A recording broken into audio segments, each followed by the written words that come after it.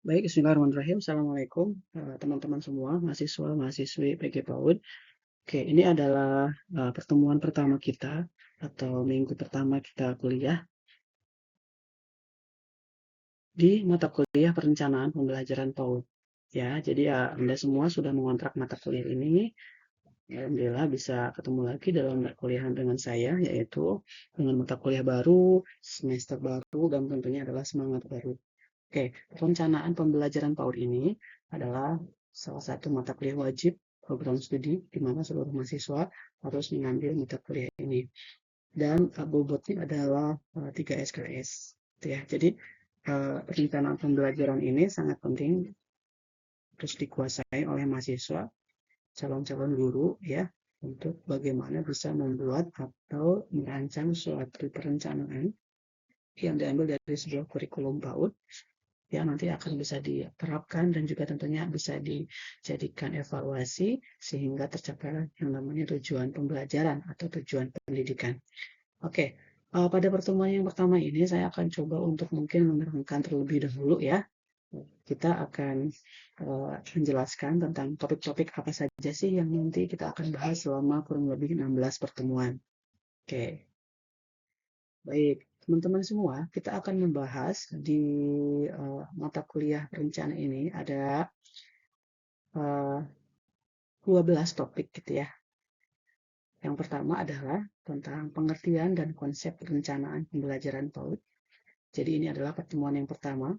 Kita akan belajar sama-sama untuk apa sih yang disebut dengan konsep-konsep perencanaan pembelajaran PAUD itu, gitu ya, dari mulai pengertiannya, dari mulai para ahli yang berpendapat, kemudian juga contoh-contoh gitu ya, perencanaan pembelajaran di PAUD itu seperti apa.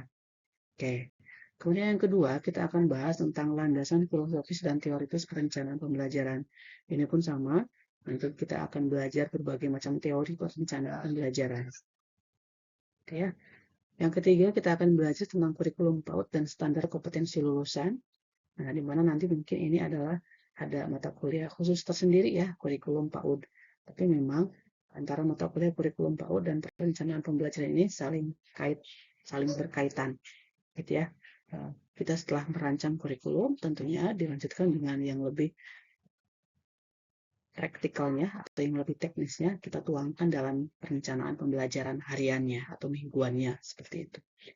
Kemudian yang keempat gitu ya, nanti kita akan belajar lebih spesifik lagi yaitu tentang pengembangan rencana pelaksanaan pembelajaran atau RPP di PAUD gitu ya. Atau mungkin kalau kita biasanya dikenal dengan RPPH ya.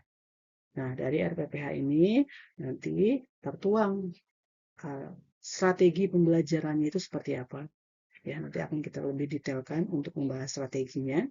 Apakah menggunakan strategi pembelajaran yang kreatif, menyenangkan, atau seperti apa. Gitu ya.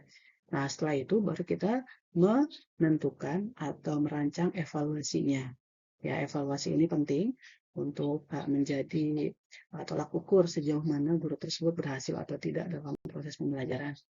Kemudian berikutnya kita akan bahas tentang pemanfaatan teknologi dalam perencanaan ya. Nah, jadi tetap kita adalah sekarang ada di suatu zaman yang serba cepat ya. Kita harus bisa memanfaatkan teknologi dengan maksimal gitu ya untuk membantu mempermudah kita dalam merancang suatu pembelajaran. Nanti teknologinya atau mungkin tools-toolsnya apa nanti kita akan bahas ya.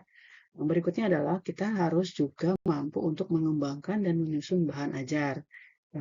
Ini sangat penting bagi guru PAUD lakukan karena tentunya materi atau konten PAUD dan itu kan beragam ya sesuai dengan tema. Nah, karena itu langkah lebih baiknya guru mampu untuk punya skill terkait dengan pengembangan bahan ajar atau modul atau mungkin lembar kerja siswa lah gitu ya.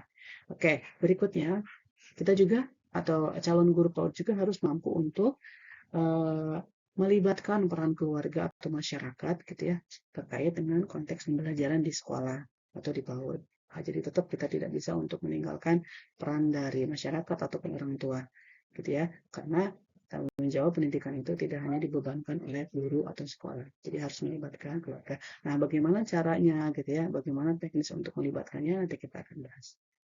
Nah, kemudian yang berikutnya adalah adanya suatu kita akan bahas penilaian dan evaluasinya. ya. Nah, jadi lebih detail lagi kita akan coba untuk melakukan evaluasi pembelajaran sampai kita menganalisis dan akhirnya kita melakukan upaya tindak lanjut. Oke, itu ya kita akan membahas ini.